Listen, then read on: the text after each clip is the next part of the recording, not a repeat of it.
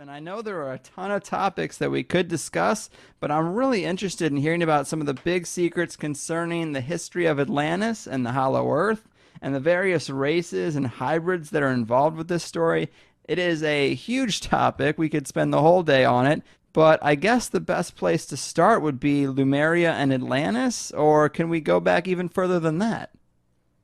Well, we could go back further even to the Lyrian star system where all humanity began eons ago. And it was there that the reptilians from the Draco star system attacked and caused the dispersal through the rest of this galaxy of human type. And that created many civilizations and many different star systems. And on this planet, of course, refugees from Lyra actually colonized two planets in our solar system, one being Mars, which at the time was very Earth-like, and one planet that was in the further orbit from Mars, which was called Maldek, which was also very Earth-like.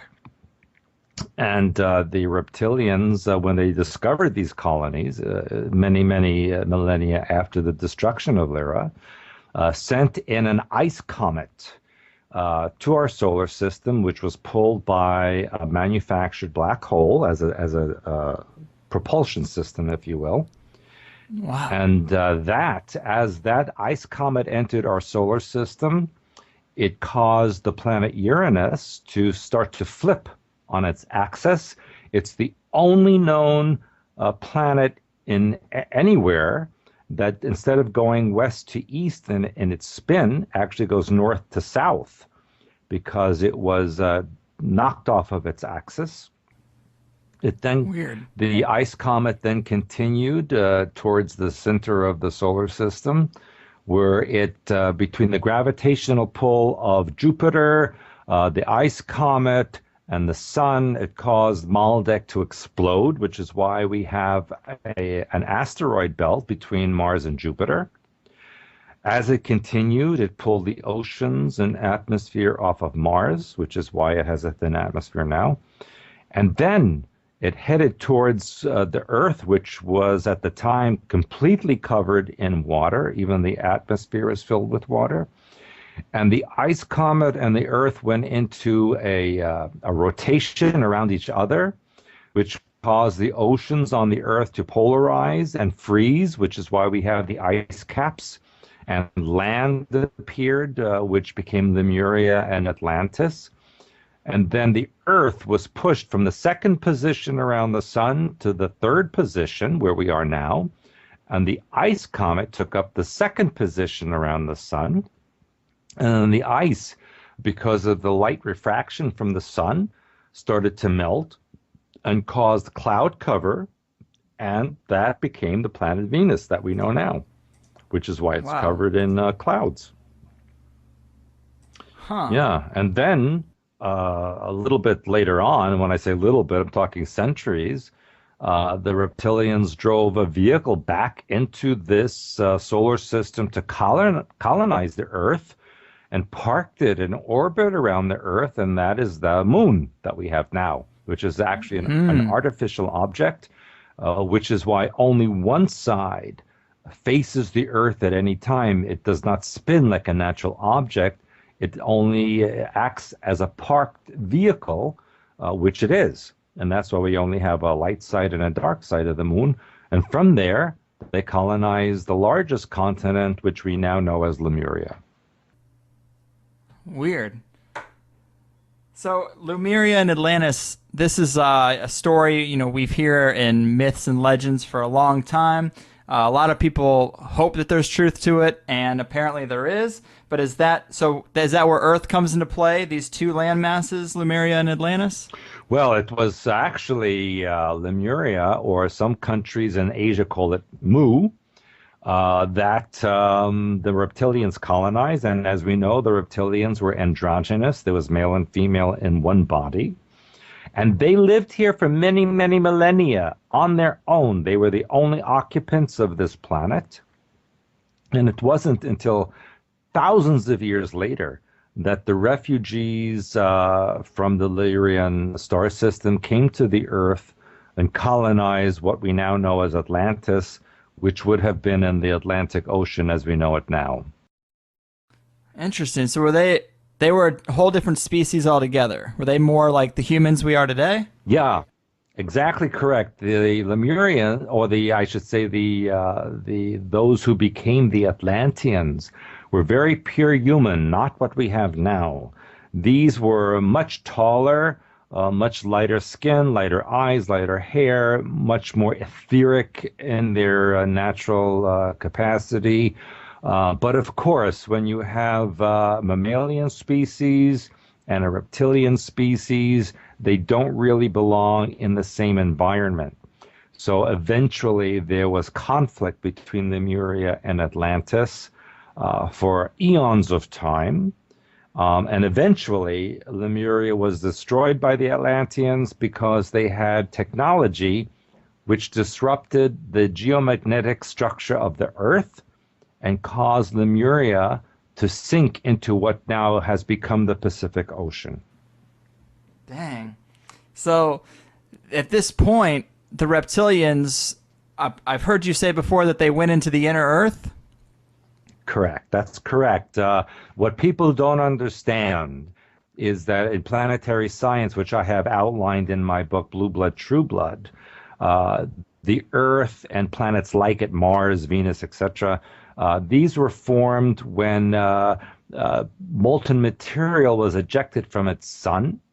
And as the molten material spun in the coldness of space, the centrifugal force forced the hot magma or liquid within the ejection to harden on the outside into a global shape. And inside, the same thing happened, except that the molten material started to push because of the speed and centrifugal force to the sides, and the extra material was forced through holes that opened up in what became the North and South Pole. And then the interior also hardened because of the coldness of space. So what we have is an outer mantle and an inner mantle, and in between is this molten material, which is magma that we know of now. And then the continental platforms formed on top of this.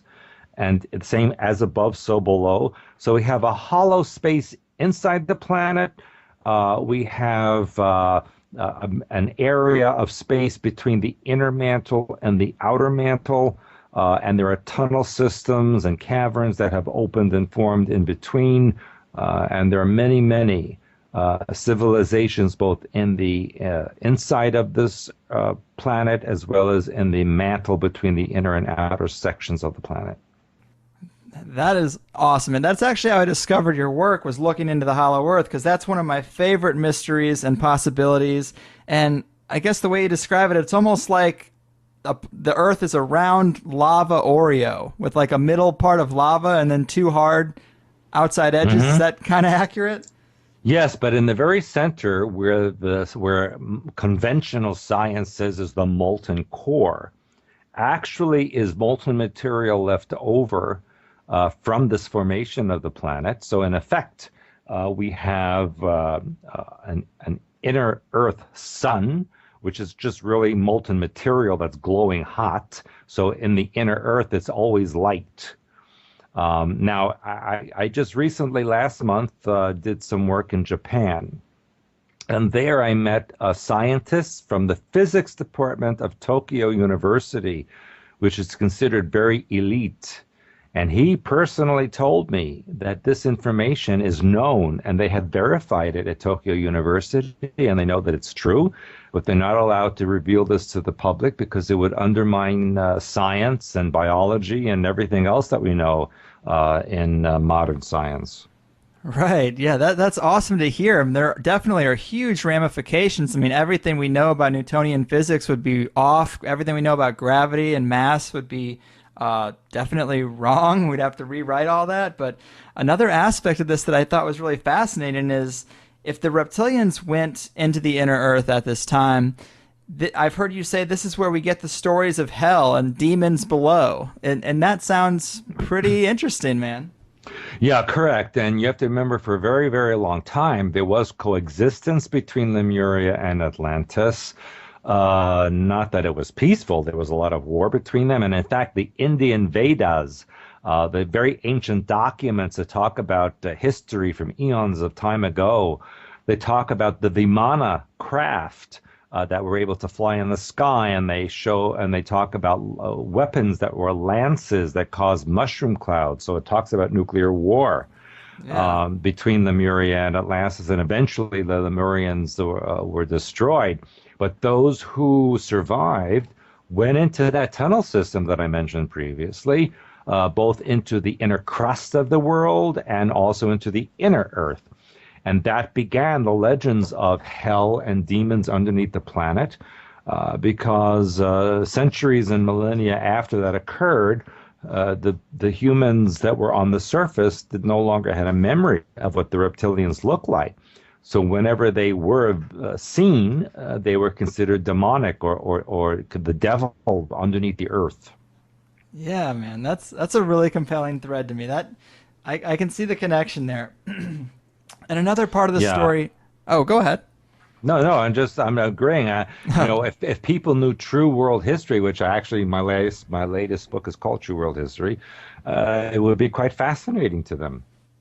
Yeah, I agree, man. I can't get enough of this stuff. It sounds so just different than what we hear growing up. It's a lot more interesting too. It's pretty fantastical. But another part of the story that I really find fascinating is this thread where the reptilians started messing with genetics and mixing humanity with various animal DNA. Can you tell us about that? When did that start occurring? After the big war? Well, actually, during the height of the war between Atlantis and Lemuria, there was a period of time where they tried to coexist. And part of that coexistence was to create a third race, which was a synthesis between the mammalian human and the reptilian, androgynous reptilian. And that is why it says in Genesis in the Bible, it says, let us make man in our image. It's all plural. There's no singular God in the Bible, especially if you know how to read the Bible in the original Aramaic and Hebrew forms. All references to the God are plural. And so that is why it was between the reptilians and the mammalians that they mixed the genetics in order to create the human race as we know it now. If you look at the gestational sections in humans in the womb, you see that the first few weeks of fertilization, this fetus is actually an androgynous reptilian. It doesn't look human at all. And it's only after 6 to 8 weeks that mammalian features start to develop in the body, and that's because the DNA is following the sequence in which the genetics were contributed. Unfortunately, when this mixture was created, both the reptilians and the mammalians put in instructions to the DNA to become dominant over the other. And, and that's why, according to the church, we're born in sin, because we're already conflicted when we're born, because we have this conflictive DNA between reptilian and mammalian. And so that's why we have all these psychological issues in humanity now. Humans on this planet are unique because nowhere else is there this mixture between the reptilian and mammalian forms. It's why we have a reptilian brainstem, we have a reptilian lymphatic system, even our heart, even though it's 4 chambers, has only 3 arteries feeding into it, which is reptilian. So our bodies are generally a foundation of reptilian genetics with mammalian added to it subsequently. Interesting. And when I've heard you talk about this apparently can also explain the legends of ancient cultures communicating with merfolk, and it can explain Bigfoot. I mean, were these experiments that went along with the creation of modern humans? Well, actually, those occurred after the destruction of Lemuria. when the Atlanteans, who, contrary to New Age belief system, were not very nice people, they had very much interaction with alien species, and they were very much interested in hybridization between human and other forms. So according to what you mentioned, the merfolk are actually a genetic mix between the dolphin and human genetics. Bigfoot is a creation of human with bear genetics. And in history, we have had, for example, a werewolf, and that is a creation between human and wolf genetics, and so on and so on. And many of the anomalous life forms that are seen now and then on the Earth are, let's say, a descendancy of this Atlantean hybridization experimentation. That is so fascinating to me, man. And also, I mean, the Roman culture, they say their origin story involves coming from wolves, right? With the Romulus and Remus? Yeah, the twins Romulus and Remus, the wolf parents. Yes, some of the story is allegoric, some of it is legitimate, but that involved actually the Etruscan people who had their origins in the Arcturus star system. Interesting. So, I mean, does this explain all kinds of these mythological creatures like minotaurs and satyrs? I mean, were these creations during this testing phase? Correct. And these were representations of the hybridization program of Atlantis.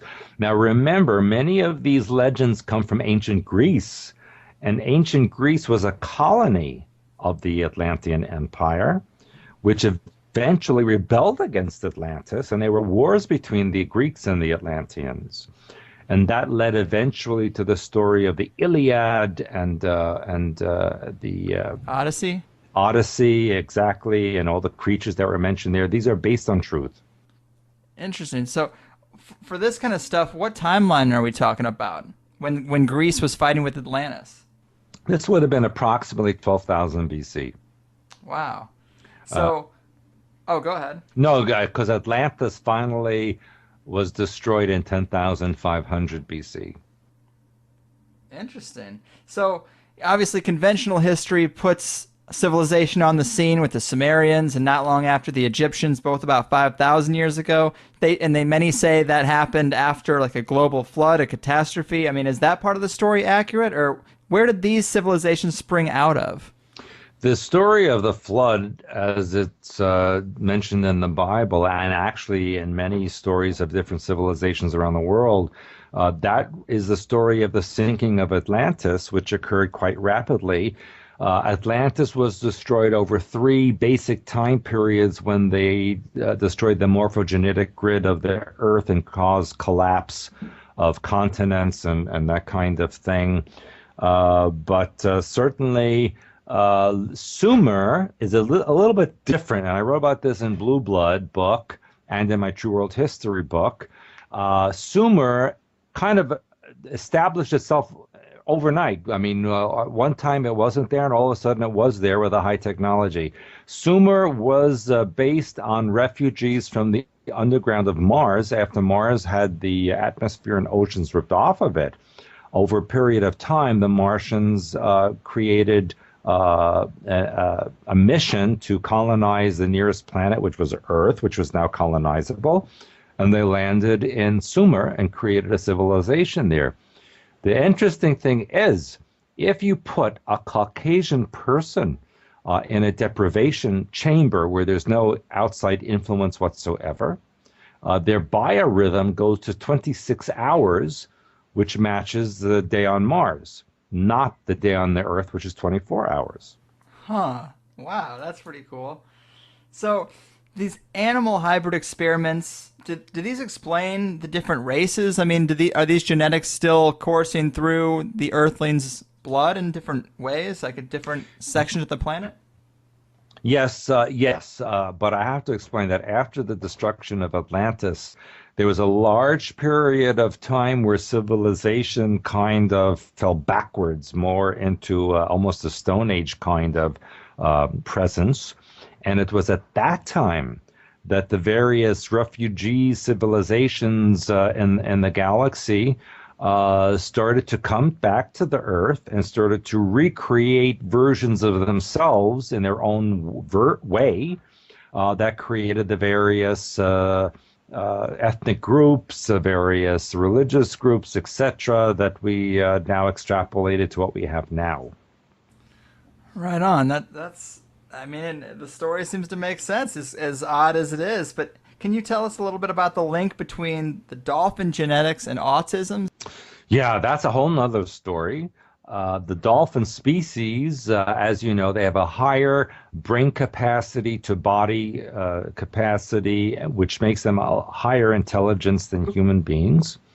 I talk about their being brought to the Earth from the Andromeda galaxy, which is the nearest galaxy to the Milky Way, in order to help the destruction of humanity, help with the destruction of civilization. And so during, unfortunately, modern times, it was the Illuminati, New World Order, whichever term you want to use, which in the last 30 years or so used dolphin genetics or opened up the dolphin genetics that the Atlanteans experimented with in humanity in order to see who could be a threat to the Illuminati. In other words, those who have dolphin genetics actually have a higher intelligence and higher psychic ability, which is a threat to the Illuminati. So in the late 80s, the Illuminati created a vaccine for newborns, which would actually open up their dolphin genetics. And that is why, since the late 80s, we've had a 300 to 400% increase in autism, mostly in the United States, but also across the world. Now, autism, for all intents and purposes, is actually a dolphin intelligence inside a human body. And so that is why they have a difficulty interacting with other people, because they're actually trying to communicate in a dolphin format, which is more mental than physical. And actually, I worked for several years as a developmental specialist in mental health clinics, especially on the East Coast. And so when I worked with dolphin genetics and dolphin frequencies with these people, they were able to communicate in a much better way. Wow.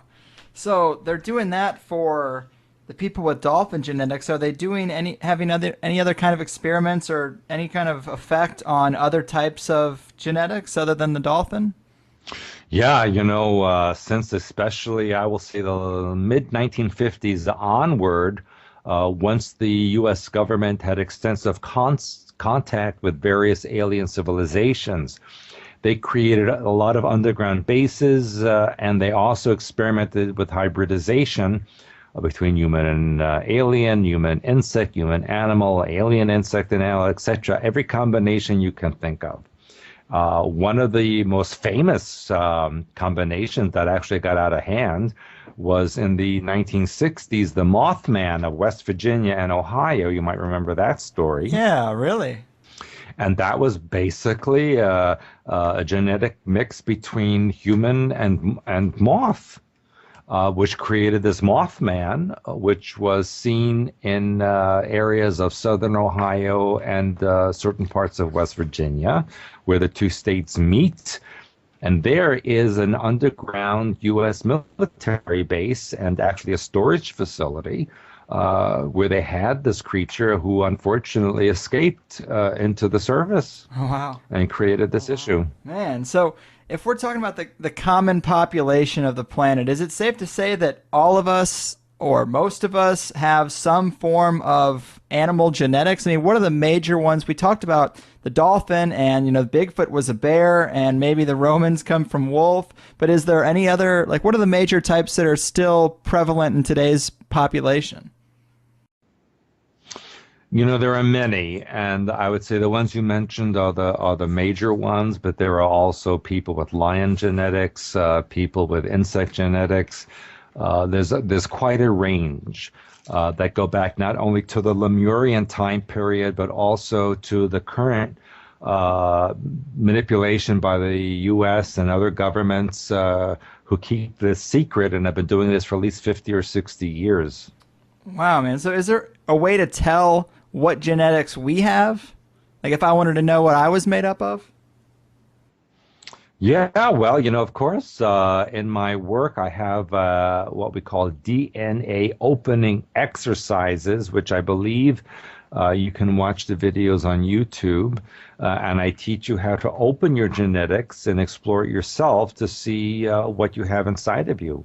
Interesting. Yeah, I'm very curious.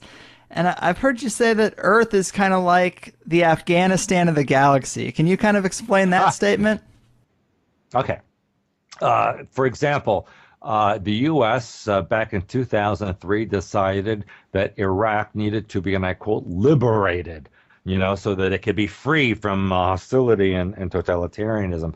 Well, out there in this galaxy and even in other galaxies, the Earth is considered to be a very hostile, aggressive planet with a hostile, aggressive species, which needs to be corrected because we are considered to be a threat to the other civilizations that exist in many parts of this galaxy and other galaxies. That is why there is an interest here. So that is why we see different species, different vehicles, etc. It's a big issue for the Illuminati or the New World Order because they have alliances with some of these groups, but not with all of them. And in fact, I have spoken about recently and several years ago about this massing of a fleet in the Kuiper Belt area, which surrounds our solar system, the border of our solar system. And this is a threat to the Illuminati, and in fact is sabotaging them in many ways. And I have spoken about the plan of the Illuminati to have a staged alien invasion, which in my opinion is already the process has begun. But after that occurs, and when I think in the next 6 months to a year, we should see this invasion from the Kuiper Belt.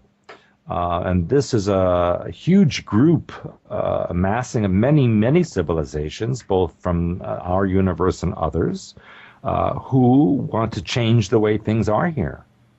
Yeah, that is interesting. So when you look at the power hierarchy on this planet, can you give us some greater detail? I mean, is it all reptilians? Are there different factions fighting, or are they one unified group against maybe this Kuiper Belt group? Well, very interesting question, because the answer is there are so many factions and factions within factions. It's almost like a free-for-all at this point, and that is why the Illuminati agenda, which was supposed to be fulfilled 2 years ago in 2012, is still not fulfilled. And now my latest information is that they're trying to do this by 2015, 2016. So yes, there are many, many factions, many, many groups. We also have to look at the Fourth Reich, which is based in Antarctica, which is waiting for the Illuminati to start chaos on the surface of the Earth, and then they are going to fulfill their own agenda. There's so many things going on from so many different areas. It gets very confusing. Yeah, I would think so. And I wanted to hop back to Afghanistan for a second because people talk about there being huge cave systems there. And if you buy into the idea of a hollow earth opening or cavern worlds, does this kind of explain why global superpowers won't ever leave that area alone? Well, it's not just there. I mean, these cave systems are global. They're all over the Earth.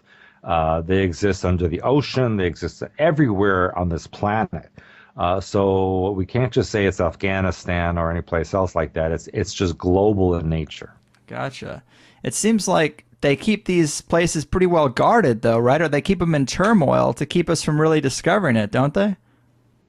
Well, this is especially true in Iraq, because under the city of Baghdad, there are huge Stargates, technology that has been there for many, many thousands of years, which enables someone who knows how to use it to actually connect energetically, create wormholes from here to any place else in this universe.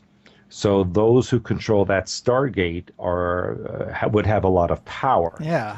And that's why in 2003, when the U.S. invaded Iraq, the first thing they did was go right to Baghdad. They attacked or went right to the museum in Baghdad. They took out all the displays that were involving ancient technology. And in fact, the museum curator said that the U.S. Army people who went into the museum knew exactly where they were going. They went right to the basement, right to certain areas, like they knew what they had to get and what they had to confiscate from this museum. And they controlled now the Stargates that are underneath Baghdad, which were connected to Nibiru, the so-called rogue planet that goes through our solar system, which, by the way, was destroyed in April 2003. There is no more Nibiru. Wow, 2003, huh? Yeah. What's Yes. that In story? fact, well, the Illuminati had a technology which they based near Jupiter. It was a particle beam accelerator. And as Nibiru came close between Saturn and Jupiter, they destroyed it. And if you are able to still go back on the internet and see the information of the NASA sun cams, which were cameras that are focused on the sun at that time, let's say April, May of 2003, you will see huge chunks of something headed towards the sun, and that is the remains of Nibiru, which were exploded and dispersed. And that is why, even to this day, there are huge meteorites and asteroids which are passing by and near the Earth, which are remnants of that explosion. Huh, that's pretty trippy. So I want to talk to you more about these underground bases. You kind of mentioned that they've got some secret technology under there in Iraq. Are these human? Are they reptilian, or both? Because I hear conspiracy people talking about underground battles. Is that still going on? Well, quite honestly, some of the conspiracy information is hyped up. I believe that. But the truth is, yes, there are battles going on underneath the earth, and you might remember a couple of years ago, almost every week there was some kind of mining disaster where miners were killed and never found, and the mines collapsed, and all this stuff going on. That's really what the battles were about. And that occurred especially in Africa, China, the Appalachian area of the United States. That seems to have calmed down a bit. But remember something. The Illuminati here, which are hybrids of reptilian and human, just as the rest of us are, they're interested in creating a new galactic empire. Oh, okay. Which they want to take over from the original Draco reptilian empire. They want the Earth to be its headquarters and then fan out from here. This is interesting, man. I do 2 shows a week, and I cannot remember having connection issues like we're having today. Well, kind of interesting. Well, Greg, I will unfortunately tell you that every show I do has this issue. Right, that's what you said. Hopefully everything doesn't blow up. But you mentioned in one of your presentations that there is a massive city under West Virginia. Is that right? How can we get into that? What's it like down there? Well, you're not going to get in there. But it is the largest underground city in the world. And you may recall, after 9/11 happened, CNN actually talked about it. And they said that there was an entrance from both Virginia and West Virginia, and they specifically mentioned the Greenbrier Resort area in West Virginia, where there was a major entrance. And they actually said that when George Bush was taken out of Washington, D.C. after the attacks, they said he was taken to this major underground city in West Virginia. And shouldn't we all be glad that should anything happen to the United States, that our government could go underground and still exist? How convenient. Yeah, weren't we all happy about that? Yeah. And Man, we're jumping all over the place, but it's so fascinating and so much information that, I just want to get a little piece of all of it. But I heard you say that the elite or the Illuminati, they're dealing with pretty much 4 or 5 different alien races in modern times. Can you give us some details on those groups? Yeah, basically, they're dealing with. Well, let me just say there are four main groups, I should say, categories of aliens, which the Illuminati deal with. One is the tall Nordics, or the tall blondes, as they're called. Another is the reptilians. Another is the small grays that you've heard about. And the fourth is the insectoids. And with these are main categories because within these groups are many subcategories. You have to remember that in our galaxy there are over 100 billion stars, and in our universe there are between 100 and 200 billion galaxies, each one with at least 100 billion stars. So the enormity of life in our universe is extravagant. We can't even conceive of it. So there are many, many, many different forms of life. And of course, I gave you the four main kinds, but there are many others as well that exist. There are species that look like certain animals. There are species that are etheric. Anything you can think of exists. So our government deals with approximately 4 to 6 different races of the categories that I mentioned to you, but they are aware of many others.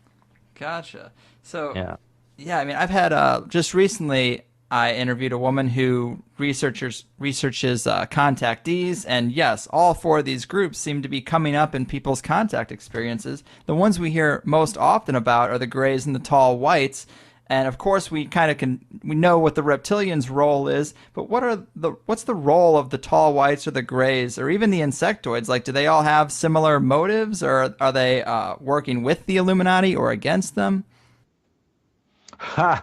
Well, the answer is D, all of the above, because despite any alliances that both the U.S. or Russian or Chinese governments have with these beings, they're deceived, and they know that they're deceived. And there's a very tenuous agreement between all of these groups, because the U.S. especially has certain agreements, and then they find out these agreements are not being honored. For example, you have heard of the animal mutilations which came to the public light in the late 1960s in Colorado. Yes. Yes, and but what they don't tell the public is that there have been human mutilations that have been discovered all over the world as well. Huh. So there are very hostile groups which do whatever the heck they want, and they don't care what the government's agreements are. And they take human beings. In fact, one of the most horrible human mutilations was found in Brazil, I believe in the early 1980s, where they found this man along a river. All the skin from his face had been removed, his lips had been removed, his genitalia had been removed, his lymph glands under the arms had been removed, and his body was just left on the banks of this river to be found. Wow. Yeah, Man. and in addition, I know that most people are aware of the so-called Roswell crash in 1947 in New Mexico, and there have been many so-called crashes around the Earth at various times and locations.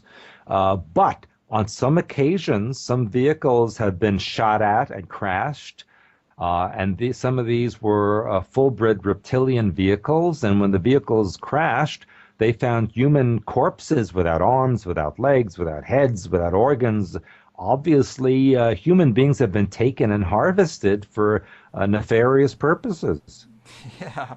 Yeah, that's kind of common knowledge these days. That's seems to be the Greys' main motivation. Seems to be abducting people. But yeah, man, we are just breezing through this. I kind of want to catch up to modern times. I mean, so what's the situation right now? Do you see the Illuminati are losing control? You mentioned the Kuiper Belt beings being out there.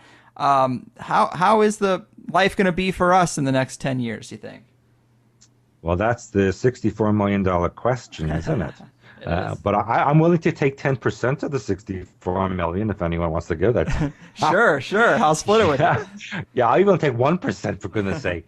Anyway, the answer is the Illuminati, yes. They realize that the gig is up.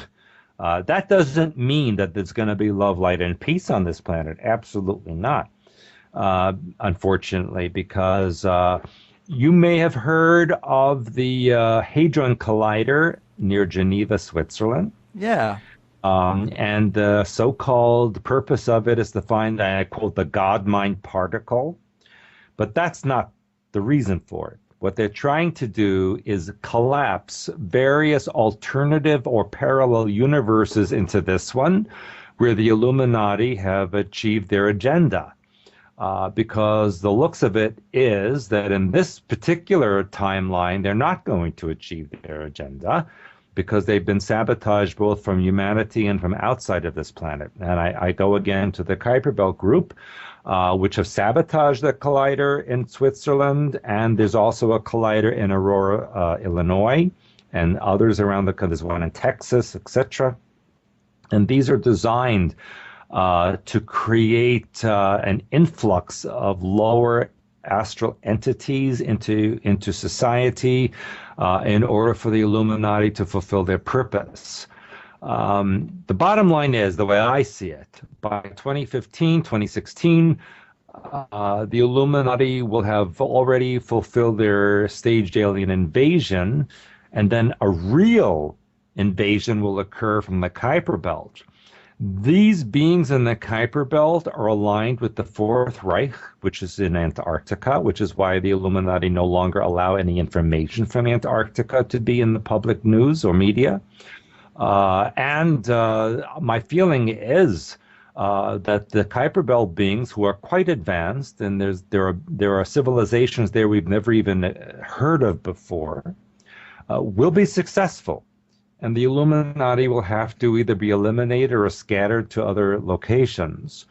But this planet then will be under the jurisdiction of a Fourth Reich type of environment, under the umbrella of these Kuiper Belt beings.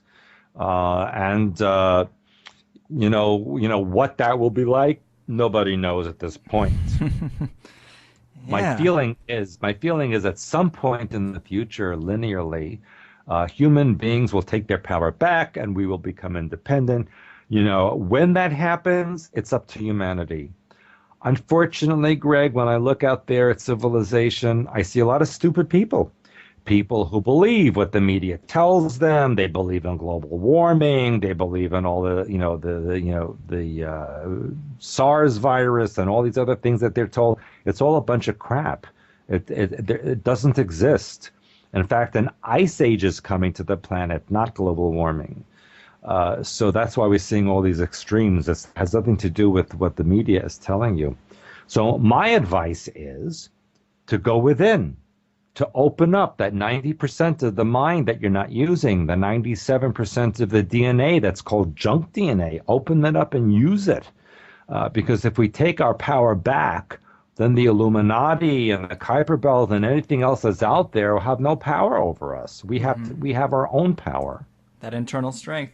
Yeah, man, it's fascinating stuff, and we're kind of getting towards the end of the show here, and for a lot of this, I mean, I'm taking your word for it. I mean, it's a tough pill to swallow. It's so unconventional. I mean, I love the stories, but I want people to be able to entertain these ideas, and it is just so foreign from conventional ideas. Some of these secrets seem too big to keep. I mean, is there any evidence you can point to help sway the skeptics out there? You know, Greg, listen to what I tell you. If people don't believe in something, I can show them a living alien in person in front of them, and they won't believe it. If you have a knowing and you realize what's out there, you don't need to have physical evidence because you know that it's true. So my job is not to convince people of anything. My job is to just tell them what I know, and they can accept it or they can reject it. It's up to them. See? Fair point. I say to people, do your own research because don't take my word for it. Look at that. Look what's out there. The physical evidence is there. The monuments on the earth are physically there.